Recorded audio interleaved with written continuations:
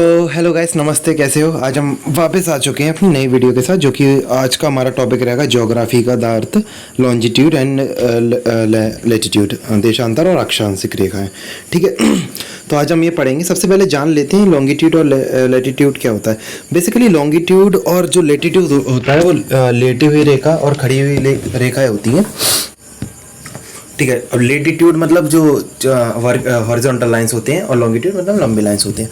अपने जो लॉन्जिट्यूड होते हैं वो होते हैं 360 लाइंस होती हैं, और जो मतलब 360 लाइन में डिवाइड होती है अर्थ।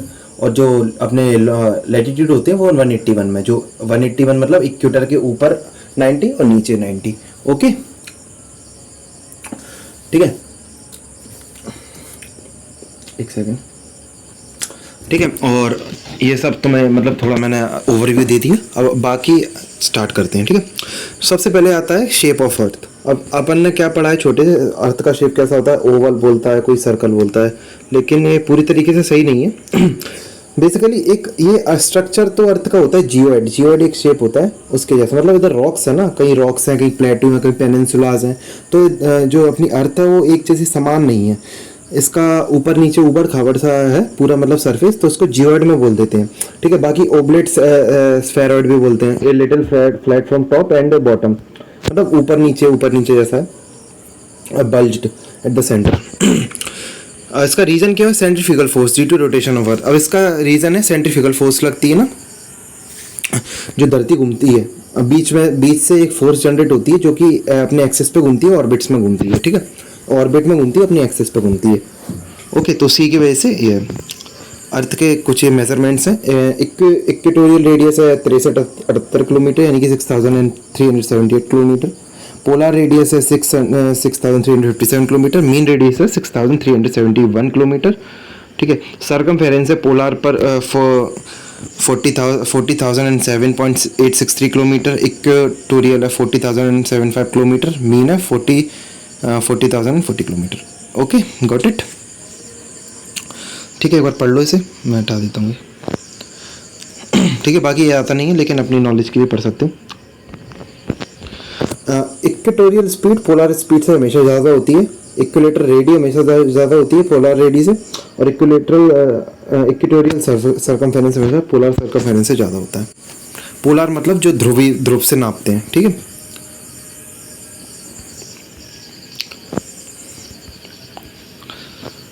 बाकी रोटेशन ऑफ अर्थ हमेशा अपन पढ़ लेते हैं। रोटेशन ऑफ अर्थ होती है ये वेस्ट टू ईस्ट। सिर्फ दो ही प्लैनेट हैं अपने सोलर सिस्टम में जिनकी क्लॉकवाइज होती है, एक अपना वीनस और एक नेपच्यून है। ठीक है। बाकी सब लोग सारे वेस्ट टू ईस्ट घूमते हैं। वन रोटेशन होती है, अपन बोल देते हैं 24 आवर्स पर, ये मतलब एक राउंड ऑफ फिगर होता है, लेकिन ये precisely 23 hours 56 minutes and 4 seconds. ठीक है। Rotational speed is maximum at the equator. Simple सी बात है, इक्वेटर पर मैक्सिमम स्पीड होती है क्योंकि पोल्स हैं यहाँ पे, और पोल से यहाँ पर होते हैं उधर मिनिमम रहती है। इक्वेटर पे सबसे ज़्यादा और पोल्स पे सबसे कम। ओके। डे एंड नाइट, ये तो छोटे बच्चों वाली बात है। डे एंड नाइट क्यों होते हैं? रोटेट करती है अपनी एक्सिस पे।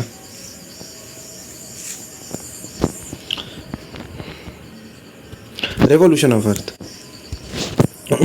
अर्थ revolves around the sun in elliptical orbit. अब सन के अराउंड घूमती है तो अर्थ ऐसे घूमती है, ऐसे। ये अगर बीच में सन है, यहाँ पर सन मान लो, ये सन, तो इसके ऐसे घूमती है। कभी इधर कभी भी ऐसे नहीं घूमेगी। ठीक है। और यहाँ जब सबसे पास होती है, सबसे ज़्यादा मतलब अपने एक्सेस पे भी घूम रही है, तो वो रोटेट करेगी। यहाँ सबसे पास होगी तो ये सीजन्स होते हैं, मतलब सबसे पास जब अर्थ के अपनी इंडिया होगा, यानी कि अपनी इंडिया कहाँ पे, नॉर्दर्न और ईस्टर्न हेमिस्फीयर में है ना, तो नॉर्दर्न ईस्टर्न हेमिस्फीयर जब सबसे पास होगा सन के, और फेस भी सन की तरफ होगा, तो गर्मी पड़ेगी। ठीक है, समझ में आया? वन रेवोल्यूशन होता है 365 days 6 hours and 9 minutes and 9 seconds में। ओके। 29.8 किलोमीटर पर सेकंड इसकी स्पीड होती है ऑर्बिटल पे, orbital speed. Mercury as the maximum orbital speed, Neptune as the lowest minimum. Okay. Earth revolution around the sun and the tilt of its axis calls the season, जो भी मैंने बताया। ठीक है। ऑर्बिट पे जितने पास होगा उसके हिसाब से विंटर और समर ऑटम ये सब होते हैं। जैसा कि मैं बता रहा था, देखो ये सीधा एक ऑर्बिट पे है, तो ये सीधा नहीं है। ठीक है, ये ऐसे घूम रही है, ना कि ऐसे। ठीक है।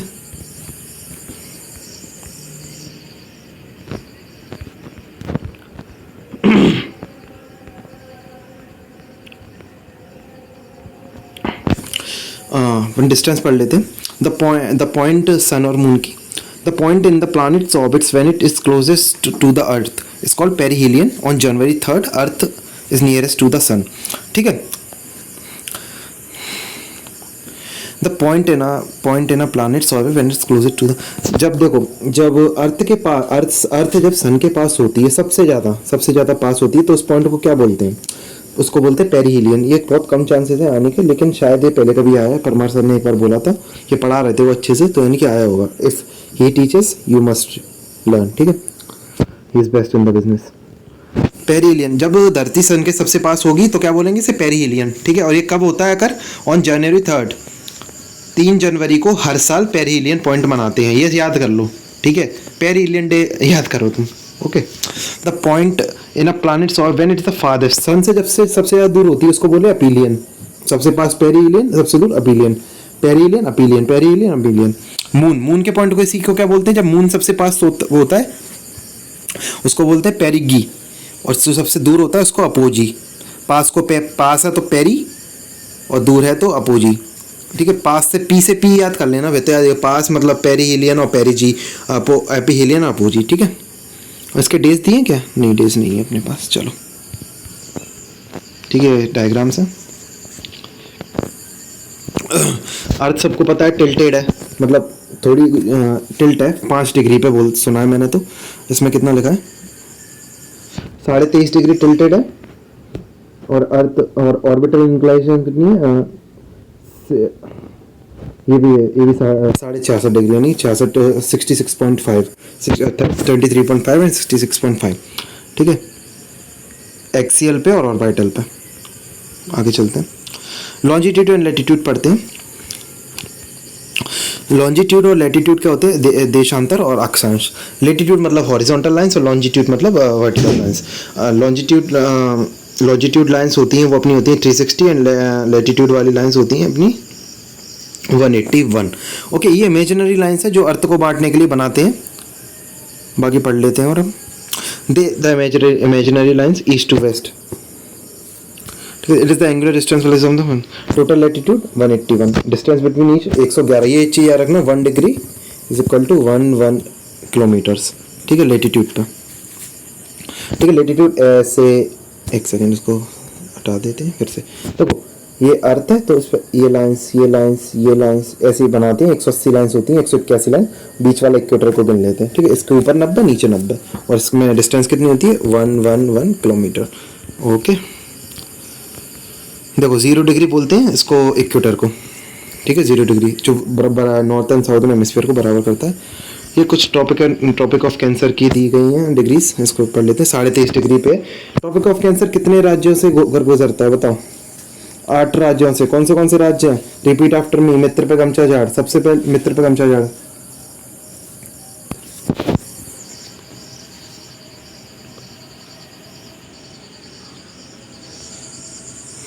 ठीक है, मित्र पे गमछा झाड़ कैसे? इसका मतलब वो है, क्या कहते हैं, ट्रिक है। मिजोरम, त्रिपुरा, मध्य प्रदेश, गुजरात।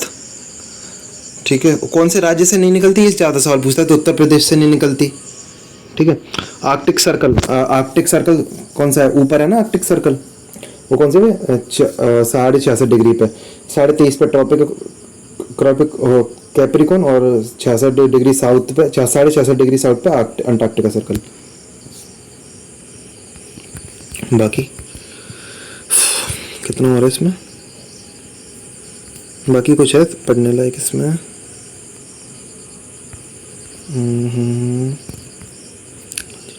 ठीक है, 2 पेजेस हो रहा है, अपन पढ़ते हैं जल्दी। Largest latitude equator, smallest north poles पे। ठीक है, नॉर्थ और साउथ पोल्स होते हैं, सबसे छोटे होते हैं। लॉन्जिट्यूड, अब लॉन्जिट्यूड पे आते हैं। ये भी इमेजिनल वर्टिकल लाइंस होती हैं, नॉर्थ टू साउथ रहती हैं। Distance between each longitude decreases from equator to poles. ये तो सीधी सी बात है, मतलब इक्वेटर से दूर जाती जाएंगी, वो कम होती जाएंगी। ठीक है, और सबसे ज़्यादा इक्वेटर पर रहती है 111.32 किलोमीटर। टोटल लॉन्जिट्यूड 360 रहते हैं लंबाई में, क्योंकि इसमें इक्वेटर की लाइन नहीं आती। इक्वेटर क्योंकि बीच से होकर गुजरता है, तो उसमें इक्वेटर वाली लाइन आती है। लैटिट्यूड का क्लाइमेट्रोलॉजी मतलब जो अपनी जैसे बताते हैं ना कि आज बारिश होगी तो उसमें लैटिट्यूड काम करता है। लॉन्जिट्यूड बेसिकली उसमें काम करता है, क्या कहते हैं, जीपीएस में अपनी लोकेशन फाइंडिंग के लिए। Temperature zone, planetary system, location of the place, ठीक है। ये मेरिडियन लाइन्स होती हैं। प्राइम मेरिडियन 0 डिग्री को क्या बोलते हैं? Prime meridian. ग्रीनविच लंदन से पास होता है। ग्रीनविच एक जगह है लंदन में जिसमें इंटरनेशनल टाइम होता है, जीएमटी बोलते हैं ना, ग्रीनविच मीन टाइम, वो डिसाइड करते हैं। अब उन लोगों ने बनाया, सबसे पहले खोज किया तो अपनी जगह को बोल दिया, उसी को मानेंगे। International date line 180 meridian, prime meridian also known as international meridian, Greenwich meridian, ठीक है।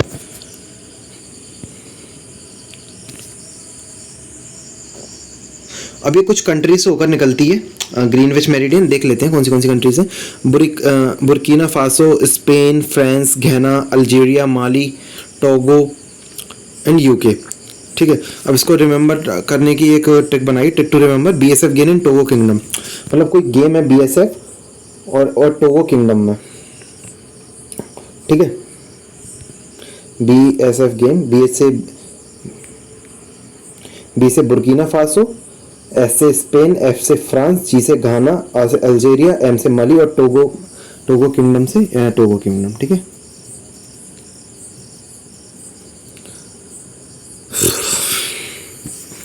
Concept of time using longitude. Longitude को कॉन्सेप्ट ऑफ टाइम सुनते 300 से 360 डिग्री होता है वो 24 घंटे।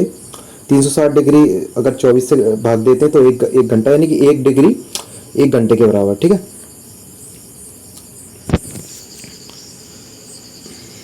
नहीं, एक डिग्री 24 घंटे के बराबर, ठीक है। 1 आवर 15 डिग्री के बराबर, और यहाँ पर 1 डिग्री 4 मिनट के बराबर इन आवर्स में।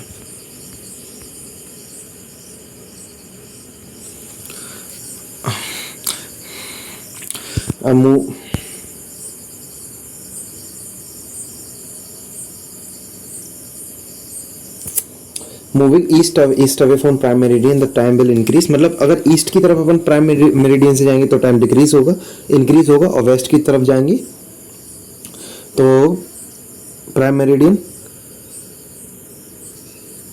एक सेकेंड, हाँ अब फिर से पढ़ते हैं, एक सेकेंड, थोड़ी डिस्टर्बेंस आ गई थी, ठीक है। मूविंग ईस्ट अवे मतलब ईस्ट की तरफ जाएंगे प्राइम मेरिडियन से ईस्ट की तरफ, तो टाइम होगा वो बढ़ेगा, ठीक है, एवरी 15 डिग्री, मतलब 15 डिग्री के बाद, ठीक है।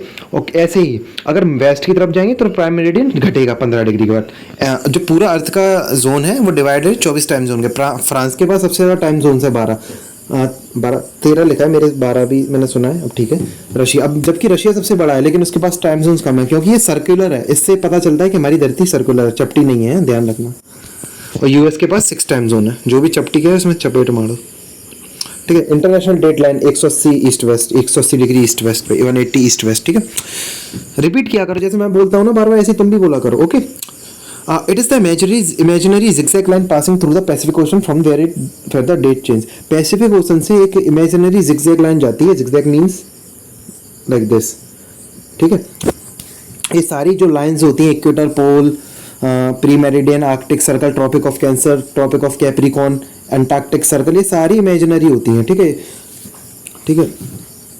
पहली बात, जो अर्थ का जो शेप है ना वो कभी एक मैप पे अपन देख ही नहीं सकते, एक 2D मैप पे, ठीक है। एक अगर ग्लोब हो ना, ग्लोब पे सही दिखता है। एक रशिया कितना बड़ा बताते हैं ये वाले मैप पे, 2D वाले पे, लेकिन इतना बड़ा नहीं है भाई, ठीक है। अब समझ लो तुम, फ्रांस के पास 13 टाइम जोन से, रशिया के पास 11, तो फ्रांस तो छोटा सा ही है, तो समझ जाओ, ठीक है।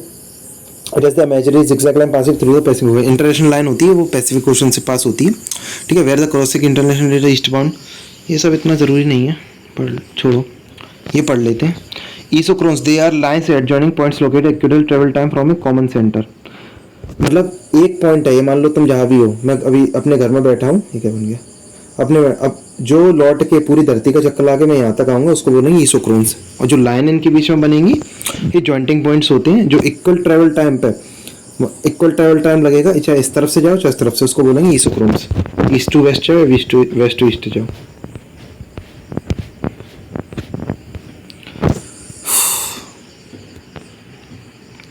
Concept of great circle. अभी एक ग्रेट सर्कल है, महान व्रत, ठीक है।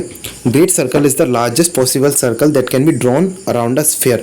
स्फीयर मतलब गोलाकार एक अर्थ है, जो कि ये सबसे बड़ा जो सर्कल बन सकता है, चाहे ऐसे बने चाहे ऐसे बने, ये सबसे बड़ा सर्कल होता है अर्थ को बनाने में। It divides earth into two equal parts called hemisphere. अब यानी कि हेमिस्फीयर है तो ये नॉर्थ और साउथ, तो हेमिस्फीयर में तो ऊपर नॉर्थ नीचे साउथ, तो बीच में से ही कटेगा ये, ठीक है। तो इसको सर्कल बोलते हैं great. all longitudes are great circles but only one latitude considered great circle, that is equator, ठीक है। सारे लॉन्जिट्यूड होते हैं वो ग्रेट सर्कल कहलाते हैं, लेकिन इक्वेटर अकेला क्या कहलाता है, ग्रेट सर्कल अकेला। Hemisphere equal division of the earth into two parts, ये सरल है, सबको पता है। इक्वेटर, इक्वेटर के ऊपर नॉर्थ पोल, इक्वेटर के नीचे साउथ पोल। अपन कहाँ थे, नॉर्थ ईस्ट में। यहाँ कहीं है, देखो मैं आपसे समझाऊँ, अपन इधर है, ये है अपन यहाँ, ये है ना पे, तो ये नॉर्थ हो गया और ये ईस्ट हो गया, इसके बीच में तो नॉर्थ ईस्ट में आते हैं, ओके। सबसे ये पैसे साउथ, ये क्या कहते हैं, साउथ ईस्ट में सिर्फ एक ही कंट्री पड़ती है, मतलब एक ही वो पड़ता है, what we call it, continent, Australian, Oceania continent, okay okay. चलो सोलिस्टिस एंड इक्विनॉक्स पढ़ लेते हैं।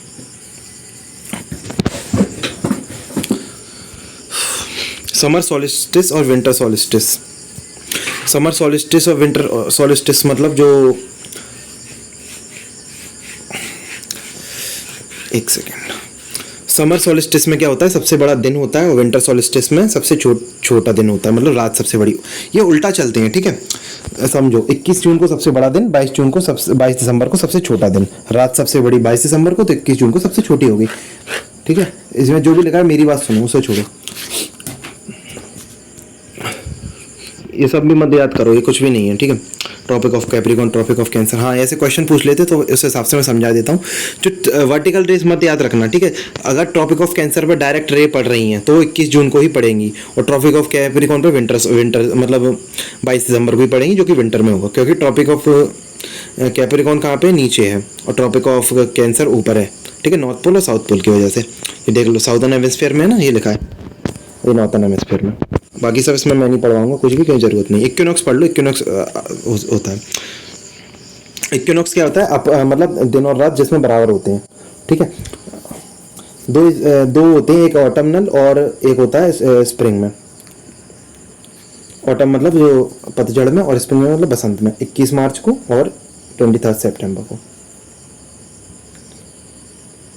आज कौन सी डेट है, 24 है ना, तो कल था इक्विनॉक्स। 23 नहीं, सॉरी, आज ही है यार, वाह आज ही है, 23 सितंबर, यानी कि आज ही है इक्विनॉक्स।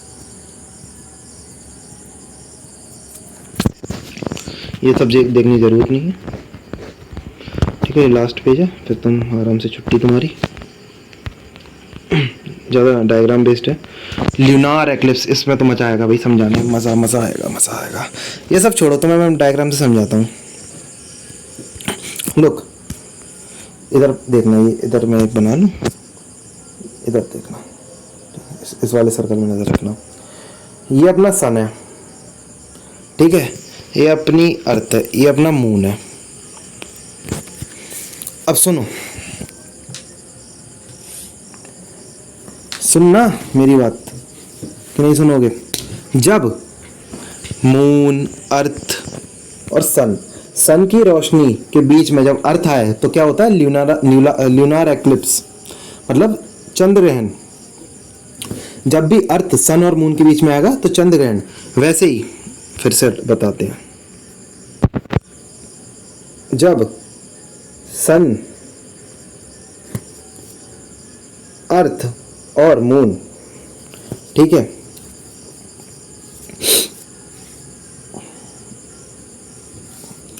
जब सन और अर्थ के बीच में मून आता है तो क्या होता है, चंद्र ग्रहण, ओके।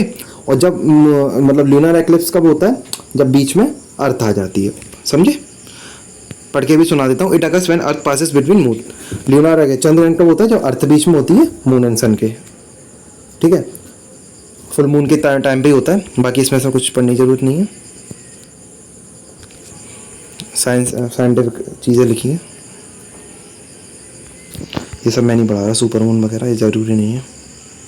ये टाइट्स आती हैं यार, पढ़ लो, सिर के ऊपर से जाएगा तुम्हारे, मेरे भी जाता है इसलिए बोल रहा हूँ। Tides are the periodic rise and fall. अब ये देखो, टाइड दो चीज़ से होती हैं, एक अर्थ का ग्रेविटेशनल पुल और मून का ग्रेविटेशनल पुल। सन का कोई ग्रेविटेशनल पुल नहीं होता, ठीक है, उसकी वजह से। Tides the periodic rise and formation water they occur cause gravitational pull of moon and the sun on the earth's oceans. क्या लिखा है भाई, उसमें उल्टा क्यों लिया?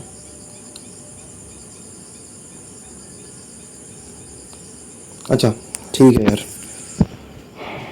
ठीक है, वही जो मून के और अर्थ के जो ग्रेविटेशनल पुल होता है, मून की अपनी तरफ खींचता है और अर्थ अपनी तरफ खींचती है, इसलिए उड़ता है, नीचे जाती है, इसलिए टाइड्स होती है, नीप टाइड्स। नीप टाइड्स कब होती हैं? जब earth moon and sun perpendicular हो, ऐसे हो, ठीक है, मतलब ऑर्बिट के नीचे ऊपर ऊपर नीचे हो, तब ये नीप टाइड्स होती हैं। और स्प्रिंग टाइड्स कब होती है? The earth moon aligned along a straight line. अब जब एक स्ट्रेट लाइन में ऑर्बिट पे, यहाँ पे सन है, यहाँ पर मून है, यहाँ पर अर्थ है, तब ये नीप टाइड स्प्रिंग टाइड्स होंगी, ठीक है।